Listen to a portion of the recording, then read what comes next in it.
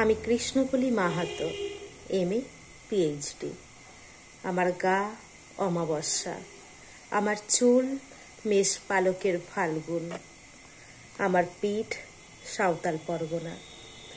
আমার দুটো থাই, একটা বাঁকুড়া, একটা পুরুলিয়া।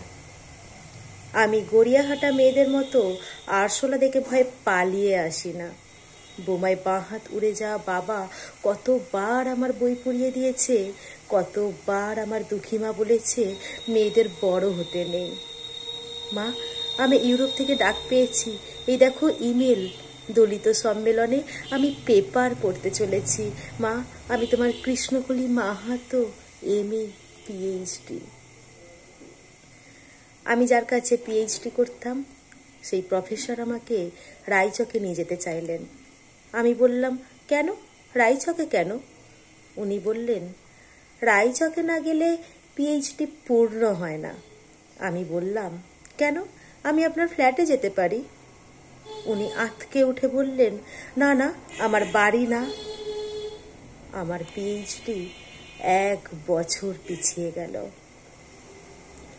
আমি ফোন করলাম, স্যার, আমি রায়চকে যাব। হোটেলের ঘরে তিনি আমার মুকুট মণিপুরে হাত দিলেন, আমার সাঁওতাল পরগনার হুক খুলে ফেললেন। হাঁ হয়ে দেখতে থাকলেন আমার বাঁকুড়া, আমার পুরুলিয়া। আমার 2 অগ্নিগোলকের কাছে মুখ নিয়ে এলেন, তখনই চিৎকার, আগুন আগুন আগুন, আমি পারবো না। সেদিন আমার প্রফেসর আমাকে ফেলে পালিয়ে গেলেন। আমি কৃষ্ণকলি মাহাতো, এমএ পিএইচডি। কত কষ্ট করে, কত অপমান সহ্য করে, জঙ্গলে রাত জেগে বই পড়ে আমি এখানে এসেছি।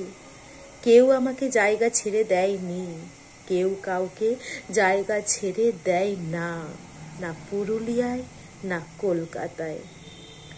মা, আমি চেকিং করে ভেতরে এলাম। মা, আমি ইমিগ্রেশনে দাঁড়িয়ে। বাবাকে দেখে রেখো, মানুষটার একটা হাত নেই।